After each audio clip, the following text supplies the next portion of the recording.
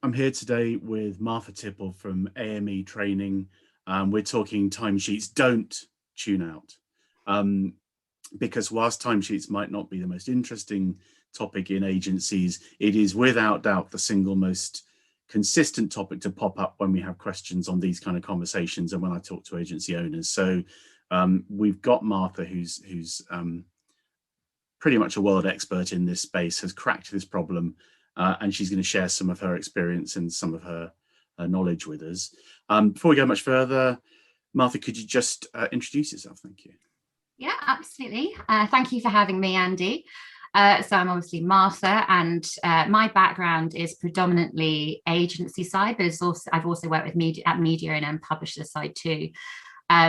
Predominantly in sort of client services, always in client-facing roles. And then most recently in my last agency, I took all of my client experience and actually was moved into the operations director role, so to get to grips with the nuts and bolts of the company. So I guess that's where the majority of my timesheet knowledge comes through. I was doing that sort of about 18 months. Yes, so I understand quite well the trials and tribulations and all those things that come with timesheets. I mean, not the most glamorous of subjects, but as you say, it's something that people often question and want to learn more about. So, and that's what we'll talk about. And I think by the end of this, people are going to be thinking that was time well spent. I certainly hope so. And we'll talk about what Martha's doing now at the end, but that's almost, well, yeah, definitely more interesting, but we'll catch up at the end about that. So we're talking timesheets. Why bother? Oh, what a question. So timesheets can be, if used properly, a very valuable tool to help you answer some critical questions around your business about how effectively it is working. But I think two pitfalls that often happen when people are starting to think about timesheets that I want to talk about is, the first is you need to have a really clear idea about why. Why do you want people to start using timesheets? What answers are you trying to get out of it? And what are you going to do about it? Because there are some really critical questions it can answer. Things like how productive your company is being, if you're tracking well versus a scope, if your company is profitable, if clients are profitable, if you need to make hiring decisions, sort of identifying spare time as such. So all of those things can be answered, but you need to know going into it what you're trying to get out of it. Don't just ask people to do it for the sake of it, because that's a waste of time for yourself, for your employees, for your company. And secondly, I think what's really important is identifying from the outset who's going to own the timesheets, because it is a quite time-consuming process in itself when you're trying to chase a company to get them to fill them out. And then after that, sort of reviewing the data and collating it and making it into something meaningful that people can actually use afterwards. If you don't have an owner of that, or a couple of owners of it, it easily gets lost in people's day jobs, and it seems like it's being put on the back burner.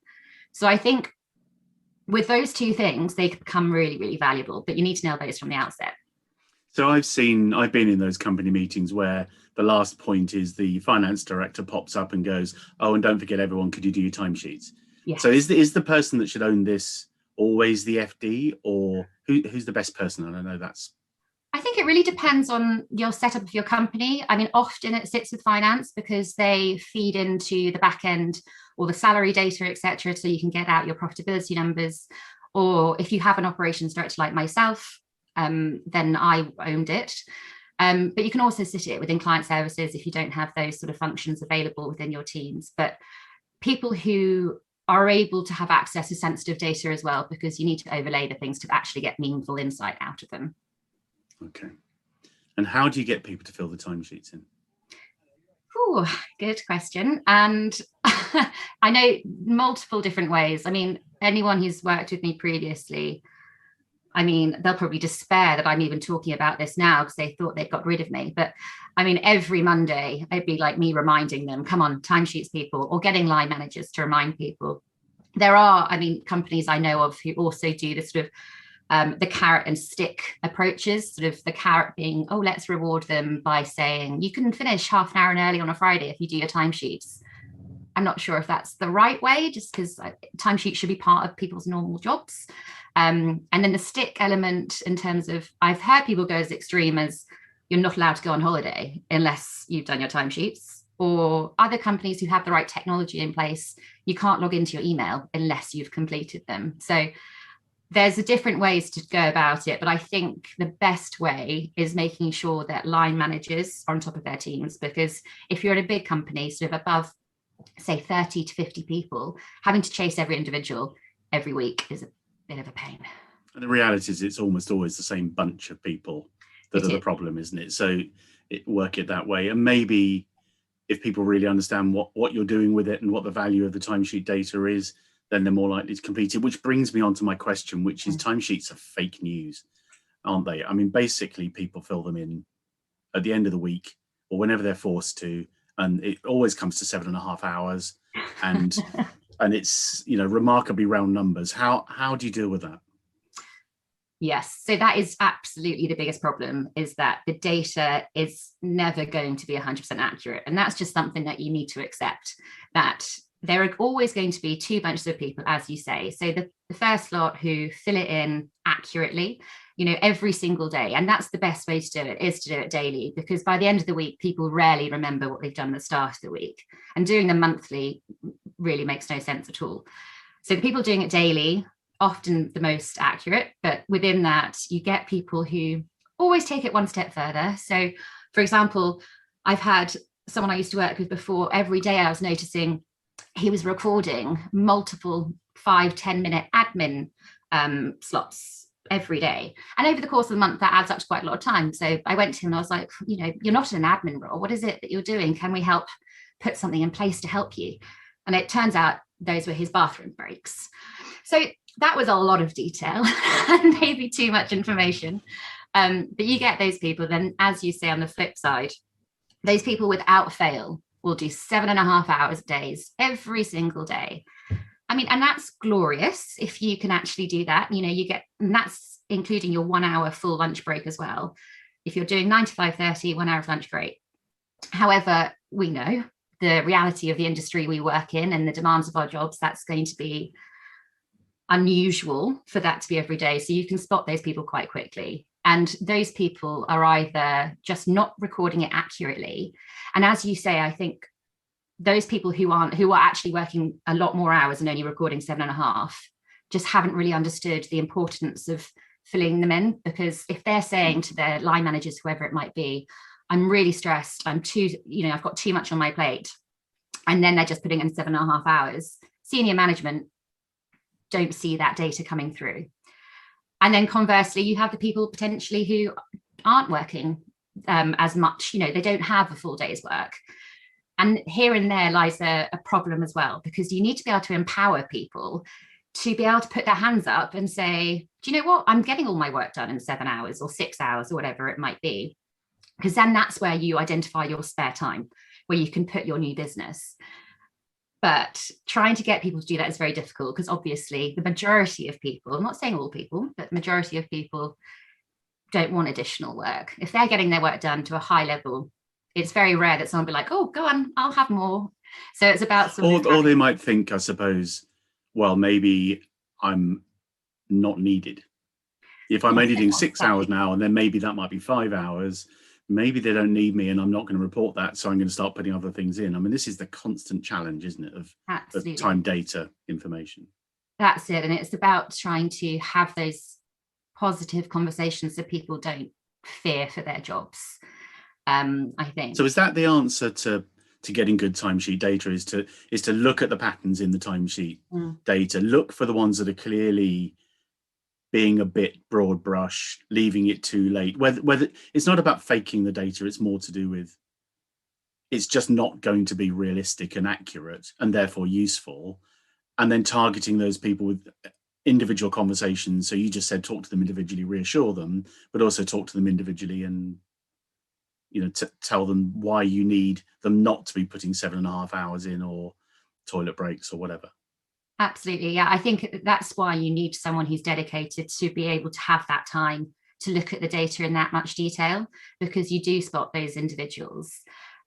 But I think really, really critical here as well is not just relying on the data, but looking at the anecdotal evidence around you, talking to your heads of department, the managers, because they will know so much more than what the data is just purely saying. So you have to overlay the both, because timesheet data is not black and white and it's never going to be accurate. So you need to be listening to people, talking to people, and really understanding what's going on as well. So you joined one of our agency leader huddles a little while ago, and you said that you used that phrase anecdotal, and I thought that's brilliant. That's why I said, I need to talk to Martha. What's that, beyond the sort of sense of who's doing what and what they're doing with their data? What's the value of anecdotal observation working alongside timesheets? Where does that fit together and give you better information? Well, I guess it goes back to what I was saying before. So say you've got a whole department who are filling in their timesheets and it looks fine. Maybe they're working a couple of hours extra a week, but their data, that's what the timesheet data is saying. But when you're actually in person talking to people and you've got a heads of department coming to you and saying, I know for a fact that person has done 10 hours today.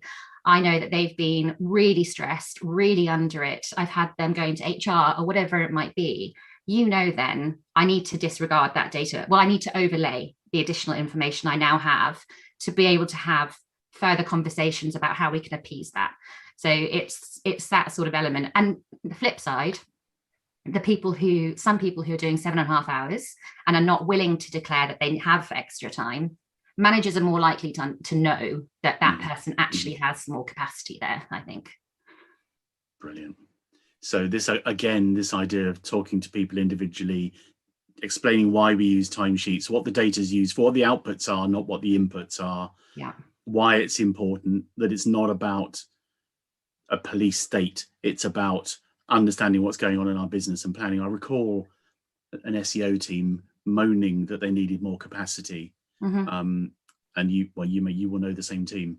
They weren't filling in their timesheets, and their department head wasn't holding them to account, and we were getting very poor data. And I said, I cannot give you more bodies because you can't justify it. I can't justify it to anybody. I can't make the business case because you don't fill your timesheets in, so I don't know.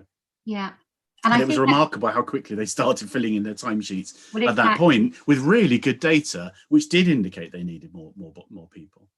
I think that's such a valuable point, is making sure people understand why they're doing it and that they're doing it really to help themselves.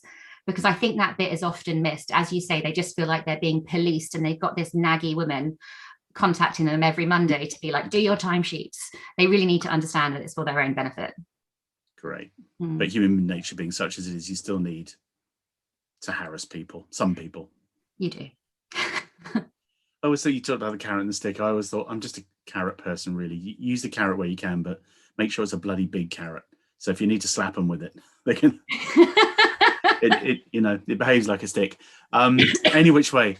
So once you've got this data, and once it's as good as it's going to get, accepting that it's it's always going to be a little bit out because of human nature, and you've applied your anecdotal understanding to it as well. How do you turn that just sort of what Colin Smith used to call data was the sort of byproduct? It was a waste product of activity. So data is nothing. It's just a byproduct of that recording. What do you do with that? Yeah, so I mean, that's the thing. It can be used in so many meaningful ways. And I think one of the best ways that I've seen it being used, and this is my previous agency, is that we were using it one of the reasons was to monitor profitability per client and overall as an agency. So every month we were having client health reviews with our client services team and a senior management team. And in those, by client, breaking down, is the client profitable? Are they resourced correctly? And are they healthy? Because just looking at profitability by itself doesn't actually tell you the full picture. You might have a client that's super profitable, but the reason is they're completely under-resourced and they're not happy. So it's really important, I think, to use that data to feed into a wider conversation. And again, that's where the anecdotal stuff comes as well. The data just says, client's great, we're healthy, but then that's not what the client is saying. And conversely, if it's really unprofitable, but then they might still need additional resource and the client isn't happy and the situation isn't healthy, that's when you can take the information and go to clients to start having sort of a springboard to a further conversation. So maybe on a quarterly or biannually basis, you could go to your clients and say, look, in the last quarter, it's cost us as a business 30 grand to service your business. So we're actually paying to work for you. And it's a really good starting point to be able to have those conversations. Because in my experience, clients have reacted quite well to that, because it's a number and they can understand that as a business, we don't want it to cost us anything. So it's a good way to shape those conversations. What I would say, though, with that, it comes with danger points in the fact, if you're going to your client and saying it's costing us money, here's the data, they might turn around to you and say, okay, I want that data shared with me every month. And that's when you open yourself up to problems, because if it comes through 1 month, actually we've made loads of money from you, great. You don't want them to turn around and be like, cool, we'll take that money back now. So I think if that does happen, you need to shift the conversation, really be asking, why do you want to see it? Do you not feel like we're servicing you properly? Are you not getting what you need from us? And try and navigate it through asking those questions, rather than, yeah, of course, we'll provide you this data every month, because you'll open yourself up to challenges, I think. I suppose the way you might address that was, rather than talking about money, because that's sort of hours times rate. If you just talked about hours, I remember we had a client that we both worked on, and it was a situation where the client felt they weren't getting enough service, and all of our team, you'll recall, were feeling that it was massively overserviced. And we ran the numbers and we discovered it was hugely overserviced and getting worse. So we were trying to kind of drag the client back by putting more effort in, and yet the client felt they were getting lack of attention. So astonishingly, we were getting further and further away the harder we tried. And I think then we shared the numbers, just the hour numbers, which was, this is how much extra time we're putting in. And it really worked out that it was where the hours were getting allocated within that client, multiple stakeholders within that client. That was the challenge. And it was half of the clients were internal clients were very small, but very demanding with unrealistic expectations. So they made a lot of noise internally saying how little attention we gave them. And so we reacted to that, and we resolved that in the end. We said to the client, you decide how to allocate your hours, because you know how much you're buying. See, that's the perfect example, I think, of how you can use data to fuel conversations and to investigate what actually is going on, overlaying it with what your client is saying, what your team is saying. And those three things together is how you can have those positive conversations to actually get to grips with what's going on, I think. And what were those brilliant three things that you talked to your teams about when you had your meetings? So the questions were, is it profitable? And that's just looking purely at the data, revenue versus cost of servicing. Is it resourced correctly? Because that's based on what are people saying on the ground? Are we being able to deliver what we need to, etc.? And then, is it healthy? And the healthy thing is the client happy, basically? Are they getting what they need? Is their performance strong? Those additional factors that are really important to sort of monitor, overall client. And maybe, is the team happy? And is the team happy? Yes, of course. And that comes into the resource correctly bucket there. Right. Fantastic. Thank you very much. So, everything I read, I know half of these are cookbooks I'm pointing at, but half of them are business books, tells me that transparent agencies are more successful than agencies that keep the information in sort of behind a wall. But there are some horror stories about transparency. Is it a worry with timesheets? Is it something to think about or not? Because you want to engage people, you want them to understand why you're doing things, but equally, sometimes people can misunderstand the data they're getting. So absolutely. I think the transparency issue is tricky and complex. And I've been on both ends of this, in that previously only the information, the output, the data was only shared with sort of senior management team, client services or whatever. And which was great, but it meant that the people on the ground had no idea, first of all, why they were filling in the timesheets. They weren't seeing any outcomes from it. They weren't seeing us talking about it, but it put a lot of pressure just on those individuals. And they're rarely the individuals who actually are working day to day on the client and really know the nuts and bolts. So we went from that, and then we switched it to sharing everything with the whole company.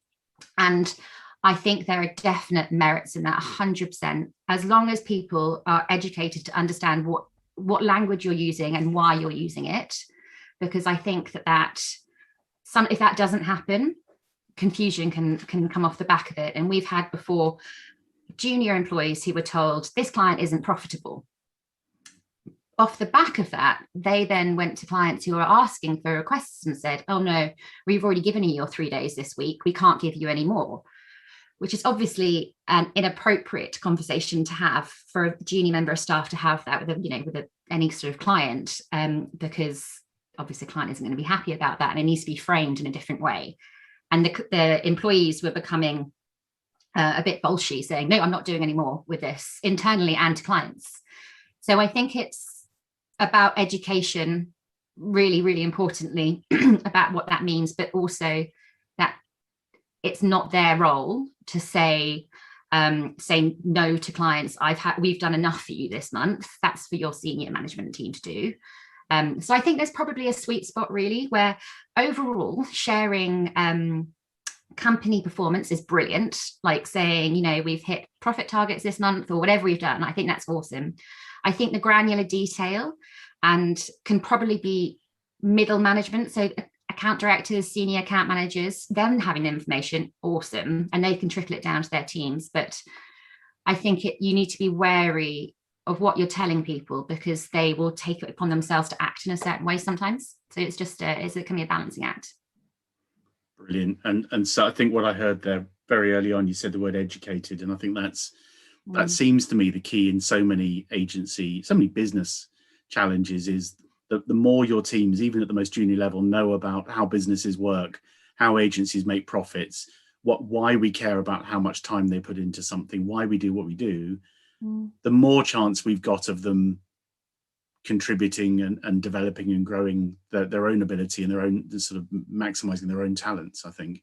Absolutely. But understanding that exactly as you described, I had someone who stopped buying staples and was sort of lambasting people for using Post-it notes, and you think, well, that's a really lovely reaction to a lack of profitability on the client you're working on, is to save some costs, but actually those things aren't helping us. But that was on us to make sure they understood, and their instinct was fantastic. So yeah. I think that's, we're an industry full of bright people as well, bright creative people, and if you can kind of turn that into something very positive, then so it's education, I think, rather than maybe just sharing everything and expecting them to understand it. Absolutely. And I think that when you share that sort of information as well, people feel a bigger part of something, that we're trying to drive business success, not just for our clients, but also for something that you belong to, your own business and your own company. So I think that can be really empowering for people as well. That's fantastic. And that's, I think that's a theme to take from this. That's the theme to take from this. Thank you. Really, really great place to stop it. Martha, thank you for sharing that. That was really kind. There were loads of nuggets all over that. That was really useful. I had to stop myself asking you to repeat so many things because I didn't write it all down, but we filmed it. So what are you doing right now? Because I know you're not an ops director now. So what are you doing? Yes, so now I've set up my own company, AME Training, and that stands for Account Management Essentials Training.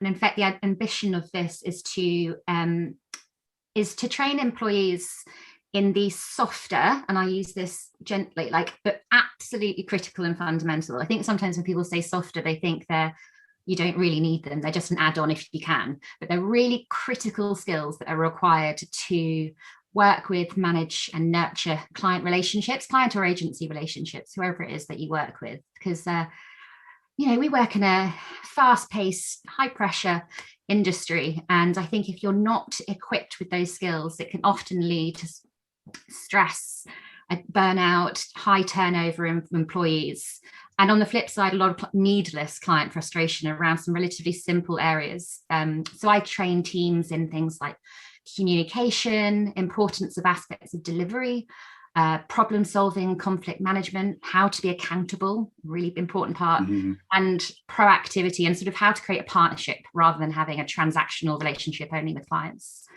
And interestingly, you predominantly target this at junior and mid-level account people who quite often we just expect them to learn this by osmosis or on the job.